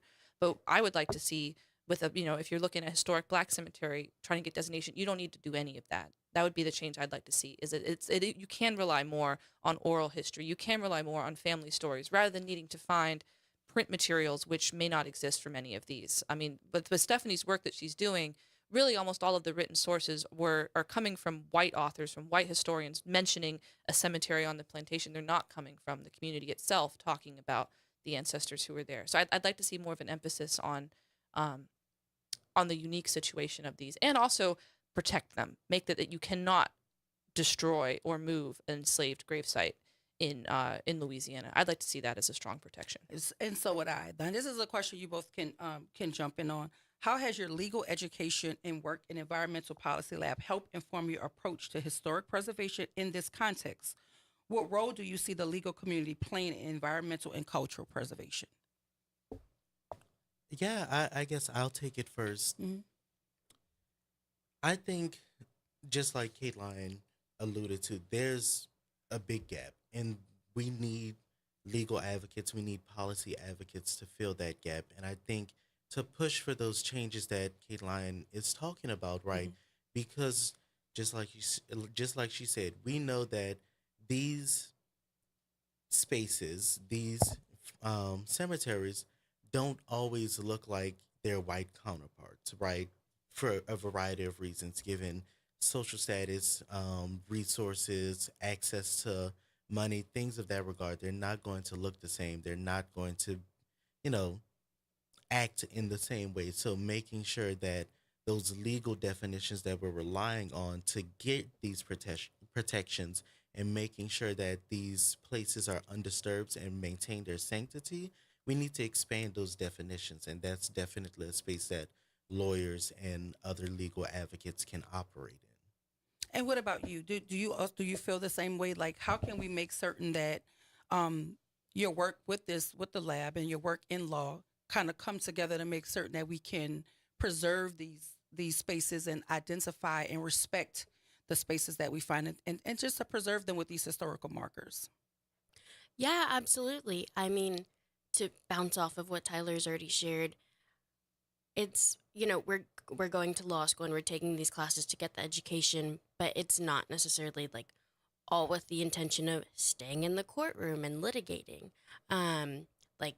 That's not necessarily what I want to do. I want to be with the people. I want to hear the stories and share the stories and make sure they know what exactly is going on in their communities.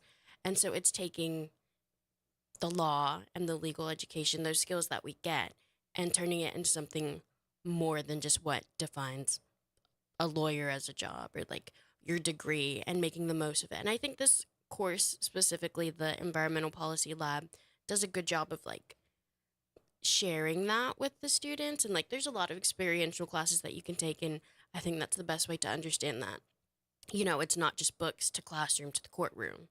It's a lot more than that. It's also to St. James Parish, and it's community meetings. But I think it's exactly that. It's like talking about starting from the bottom up and like meeting people in the middle. Like there's a bridge that we have to make, and that what is especially necessary in that is like the legal support, whether that's like an actual lawyer or just like legal advocates.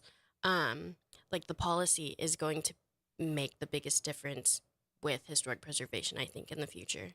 So Kate, Stephanie, and Tyler, how do your roles with Rise St. James and Loyola's Environmental Policy Lab complement each other in advocating for both historical preservation and environmental justice? And how do you work together to address the intersection of these issues?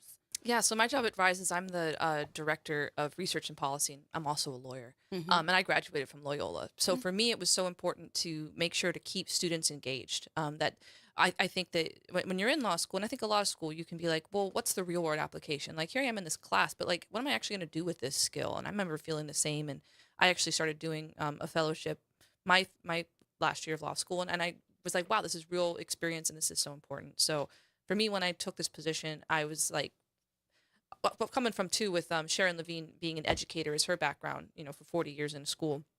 She's very passionate about education. I was like, all right, we need to make sure that we have students involved in everything that I do. So, bringing them into this work here and seeing like, yep, this is real world lawyering. Like Stephanie said, like it's not all just the pipeline to the courtroom. Like having the connection to the community and that sort of experience is really important work. And I'm glad that y'all are here with me doing it. And what do you say, Tyler? How do you work together to address the intersection of the issues when you're talking about advocating for both historical preservation and environmental justice? Yeah, for sure. It's just like Katelyn and Stephanie said. It's bridging that gap. It's showing us, is particularly in the environmental law program, that everything doesn't start or end in the courtroom. There's a lot of community building. There's a lot of community activation that needs to go into the work, and that helps to create a more holistic solution. So I think, by connecting us with these community groups, particularly Rise St. James, we're able to utilize those skills that we're learning in law school that, may be more geared towards the courtroom, but also the policy and the advocacy and those research skills, and being able to act as a tool for these community partners to utilize. Same question. When we're talking about this intersection between preservation and environmental justice, how do you work to make certain that your work is impactful in both of those fronts at the intersection of environmental justice and historical preservation? I think that our project here with Rise is a really good example of that. So not only are we hoping to preserve the burial grounds, but we're also trying to prevent another chemical plant being in Ascension Parish, and same thing for St. James. Like, this is affecting not just the living who is able to use their voice and speak about it, but also those who have already died and are buried here. This is the exact, or like an ideal, if there is one, example of how those two come together. Because, for example, at Orange Grove, should Air Products move in to this lot, that's such a major risk to the burial ground. And in addition, it's a carbon capture complex. There's blue hydrogen, and we don't need any more of those along the river, period. And so whenever it is literally a threat to two of these very important issues, it's a nightmare, really. And so using our education and what we're doing with this class and Rise St. James, we're able to get involved and kind of cover the bases as well as we can and as quickly as we can, because things constantly are popping up. It requires a lot of manpower and a lot of community-based efforts. A lot of brain power too. And that's part of being a lawyer, is researching new things that you didn't know to help whatever your clients or community needs. Well, I think to me, anytime there's any injustice, whether it's environmental, whether it's educational, whether it's systemic, I believe that lawyers ought to be in the mix, right? Mm-hmm. You can't really do the real work without the folk who have the expertise in terms of what the law says. But we're in a different time, in my opinion, Kate, because we have a government that doesn't seem to respect the court systems, policies, laws, and things of that nature. Do you think that this new time that we're in, where the court systems are being politicized, right? Do you find that your work in this environmental justice space is going to be made harder? Is it going to be more difficult for you to go after these entities that are creating these unjust spaces for folk to live in? It sure can be. And that's why it's in Louisiana, it's so important that our judges are elected, and that knowing who you're putting into the bench is crucial. That's hard to do in Louisiana, where it's like, who are they running on? What are they going to stand for? Is this a judge who knows that environmental justice is a real issue? Is this somebody who thinks, it's the good old days with oil and gas, and, I love petrochemicals? Yeah. What I am heartened to see, though, on the federal level is people who are put into these jobs, federal judges, are very smart, very dedicated people who do not want to see the court fall apart. So there have been some wonderful instances of the federal court standing up to this administration being like, absolutely not. Shout out to the people in Wisconsin. Mm-hmm. Right. Shout out to people in Wisconsin. Shout out to the lawyers who are challenging the deportation thing. Shout out to the lawyers who are challenging the mass firings. Absolutely. Or the judges, I should say, who are and the lawyers who are standing up to this. Yeah, there's so you're trying to come for a federal judge's job. You are about to have hell rain down on you. Yeah. They love those jobs. And I think too, that's the kind of pushback that gives the folk who are boots on the ground. It gives us the hope that there are people who care about the Constitution. There are people who care about humanity, diversity, equity, and inclusion. That kind of stuff matters, and they can kind of rein this stuff in. And so that's our hope, right? But when you're doing this sort of work, we want to. I think it's hopeful when you see folk in those positions pushing back against what we know is not ethical, legal, or humane. Right? But stay with us. We have to go to break and pay a couple bills. But when we come back, we're going to continue to jump into conversation with our partners from Rise St. James. Y'all stay with us right here, WBOK 1230 AM, what New Orleans is talking about all day long.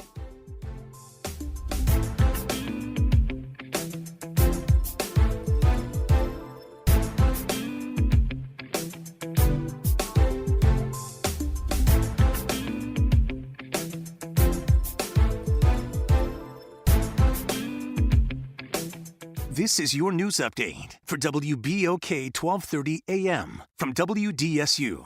For all your news and weather, watch WDSU News, New Orleans' leader in live, local, late-breaking news. Today at noon and 4 p.m. Another mild, muggy, and breezy start, partly to mostly cloudy skies with highs in the low to mid-80s. Another mild night, lows in the 70s. Saturday sees more sunshine, highs in the mid to upper 80s.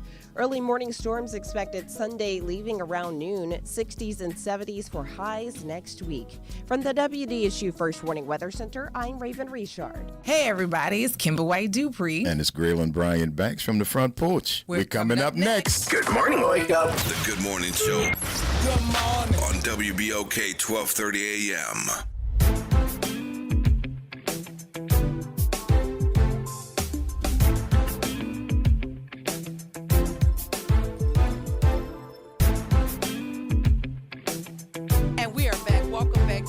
Morning Show. I am your host, Dr. Ashanta Wyatt. My super producer, Naira Sanders, is also in the building.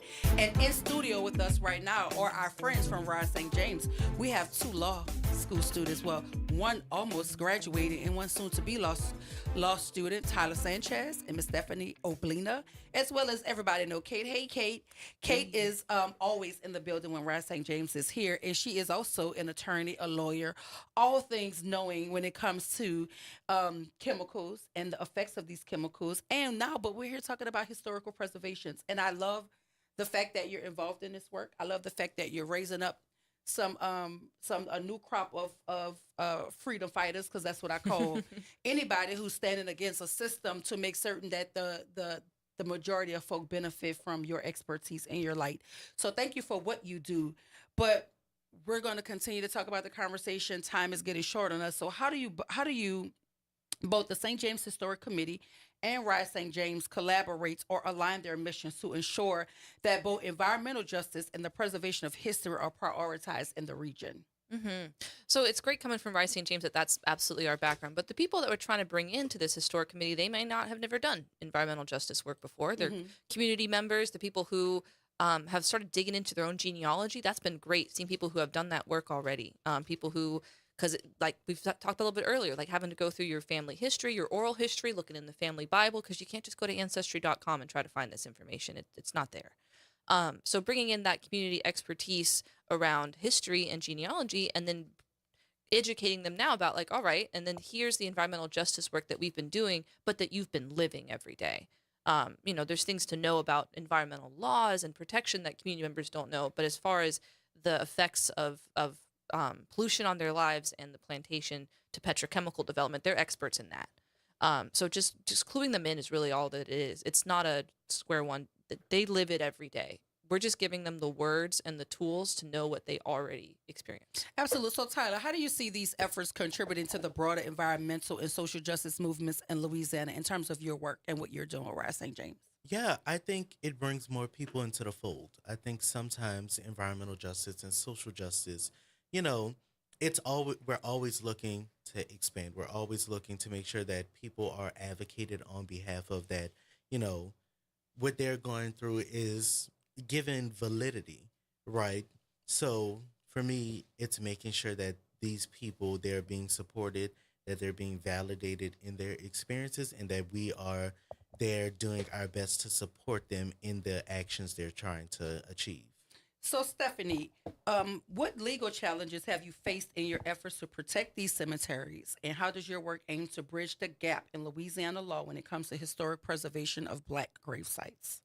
Sure. So, really and truly, like looking at the law just as is, historic Black grave sites, there's no explicit law for them. You know, there have been attempts, whether it's been on the federal level as well as on the state level, with like a few resolutions here and there, but really and truly, they're limited to whatever is stated for general cemetery protection. Like there's one for unmarked cemeteries, but unmarked is not even defined. So it's like, does that mean there's no fence? Does that mean there's no headstones?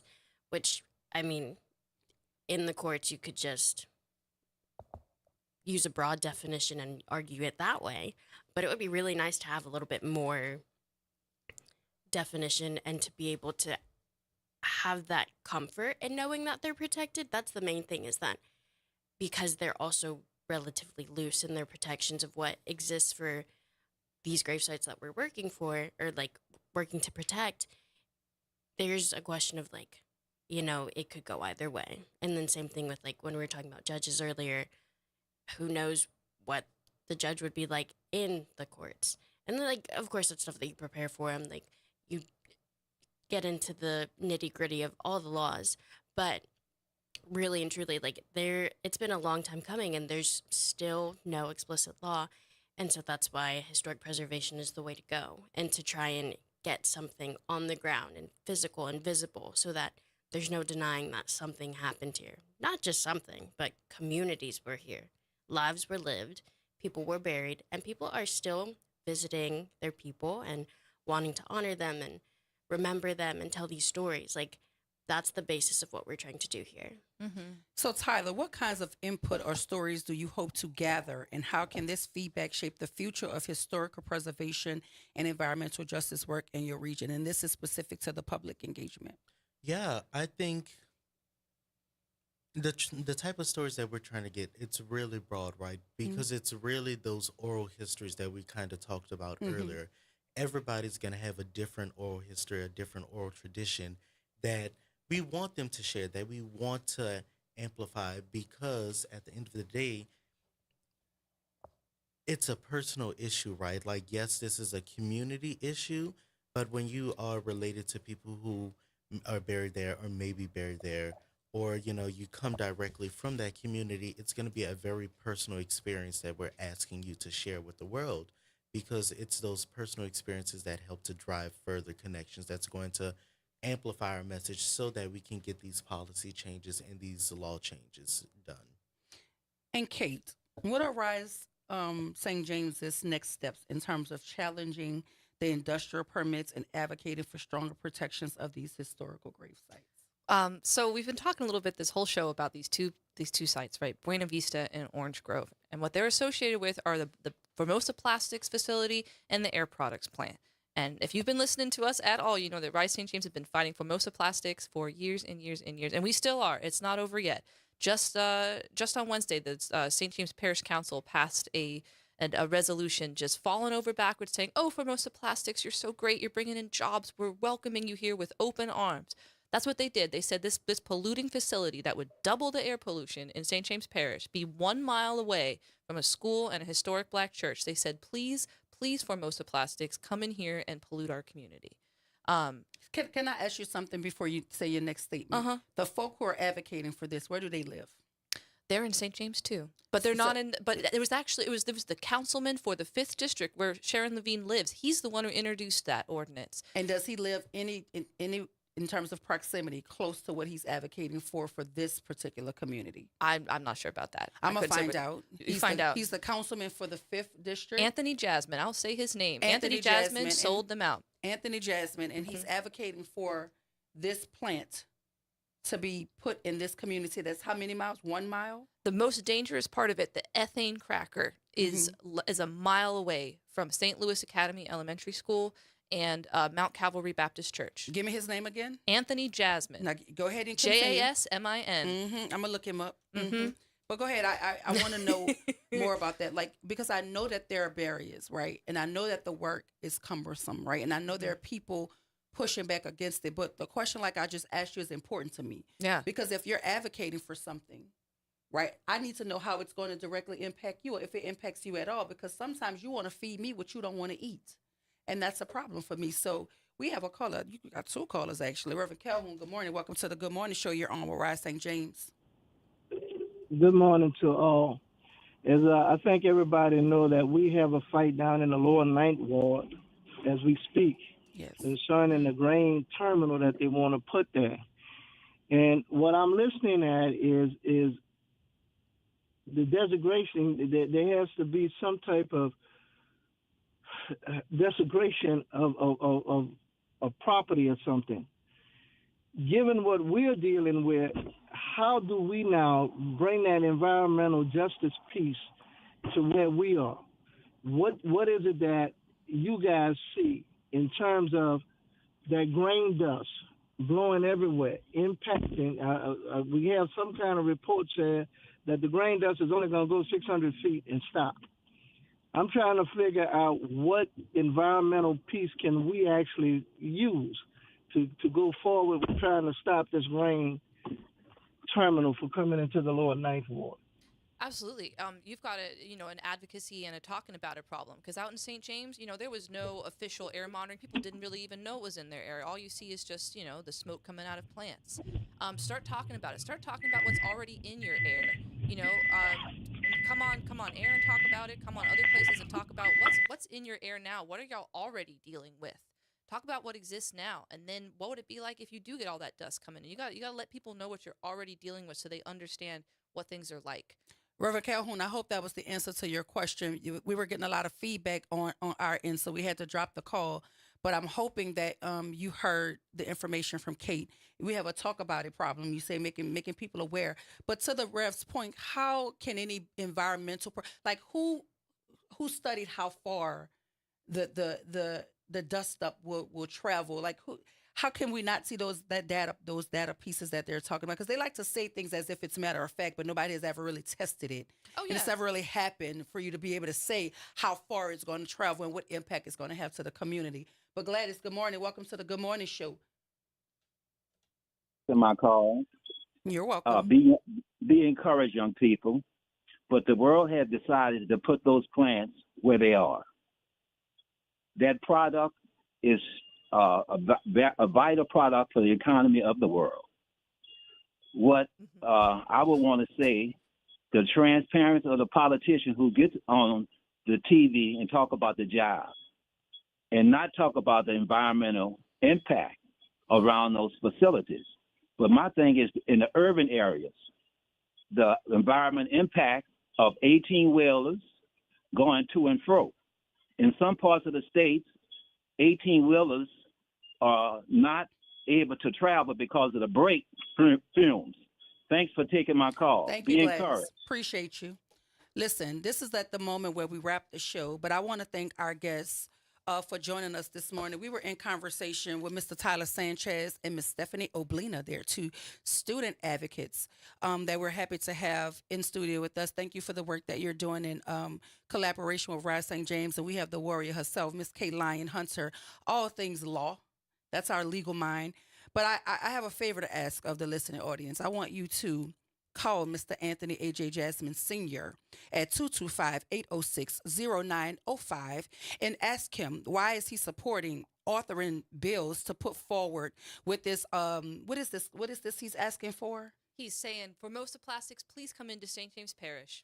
I want you to ask him, why does he think it's okay to poison the air and the soil for black children and families living in St. James Parish? And if you can't get him on that number, his cell phone number is 225-806-0905, and his email address is anthony.jasmine, Jasmin, at stjamesla.com. And if you want to send him a mail, it's P.O. Box 653, Vacherie, Louisiana 70090, because I have questions and we need answers.